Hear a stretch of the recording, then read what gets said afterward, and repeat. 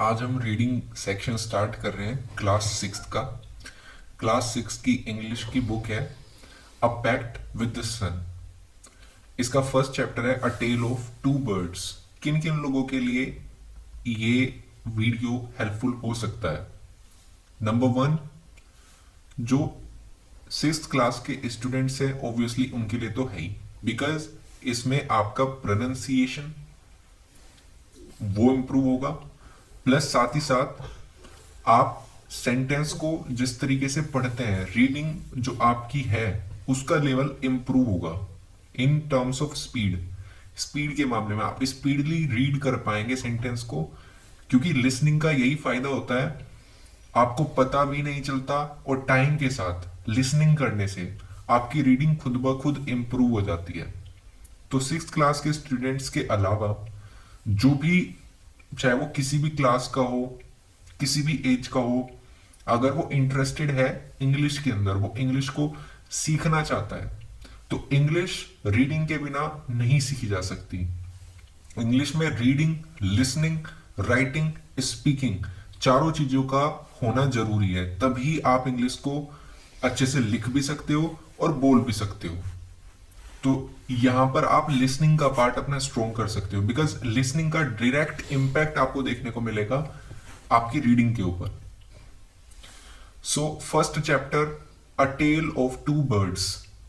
यहां पर मैं हिंदी नहीं बताऊंगा आपको, बिकॉज ये आपके प्रोनाउंसिएशन और आपकी रीडिंग स्किल को सुधारने के लिए है। There once lived a bird and her two newborn babies in a forest.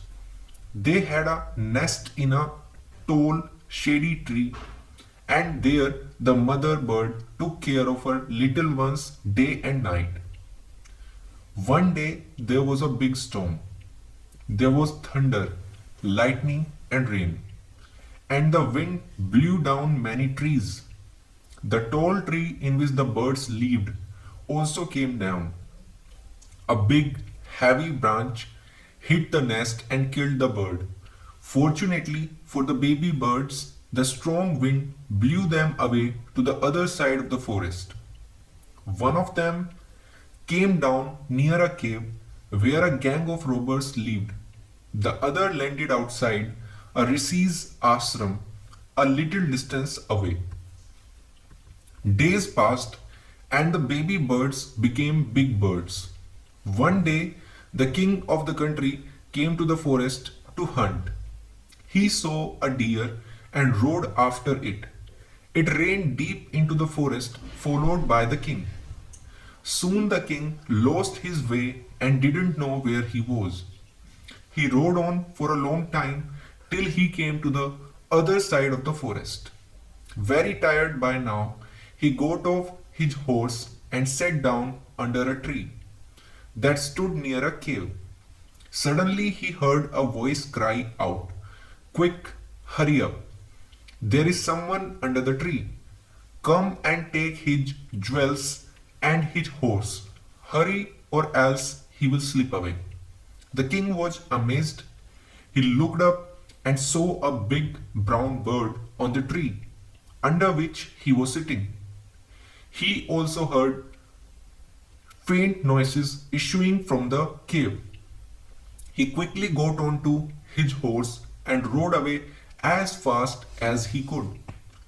Soon he came to a clearing which looked like an ashram. It was the Rishi's ashram. The king tied his horse to a tree and sat down in its shade. Suddenly he heard a gentle voice announce, "Welcome to the ashram, sir. Please go inside and rest. The rishi will be back soon. There is some cold water in the pot. Please make yourself comfortable." The king looked up and saw a big brown bird in the tree. He was amazed. "This one looks like the other bird outside the cave," he said to himself loudly. "You are right, sir," answered the bird. "He is my mother, but he has made friends with robbers. He now talks as they do. He doesn't talk to me anymore." Just then the rishi entered the ashram. "Welcome, sir," he said to the king. Please come inside and make yourself at home. You look tired, rest for a while, then you can share my food. The king told the rishi the story of the two birds and how each had behaved so differently, though they looked so alike. The forest is full of surprises, he said. The holy man smiled and said, after all, one is known by the company one keeps. That bird has always heard the talk of robbers. He imitates them and talks about robbing people. This one has repeated what he has always heard. He welcomes people to the ashram. Now come inside and rest. I'll tell you more about this place and these birds. मैंने भी इस reading के दौरान कुछ mistakes की हैं जो मैंने खुद ऑब्जर्व की है. कुछ अगर आपने ऑब्जर्व की हो तो आप भी उसे बता सकते हैं. देखो, एक मिस्टेक तो इस तरीके की होती है कि इंग्लिश जो है वो अमेरिकन भी होती है, उसका एक्सेंट जो होता है वो अमेरिकन भी होता है और ब्रिटिश भी होता है, और एक्चुअली इंडियन एसेंट भी है.